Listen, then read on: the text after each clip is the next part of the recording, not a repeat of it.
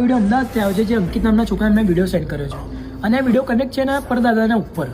તો અંકિતનું કહેવું એવું છે કે મારા પરદાદાને એક આત્માનો શ્રાપ મળ્યો હતો અને એક ચૂડેલોનો જે એમને હેરાન કરતી હતી અને સામે આવતી હતી. એના પપ્પાને બી દેખાય છે અને અંકિત 21 વર્ષનો થયો છે, એને બી હમણાંથી અવાજ આવે છે જે 2 વાગે જ રાતે એક પાયલનો અવાજ આવે છે અને ઘરની બહાર જુએ છે તો એક ચૂડેલ નીચે એને દેખાય છે સામે જ અને એના સામે ઘૂરે છે.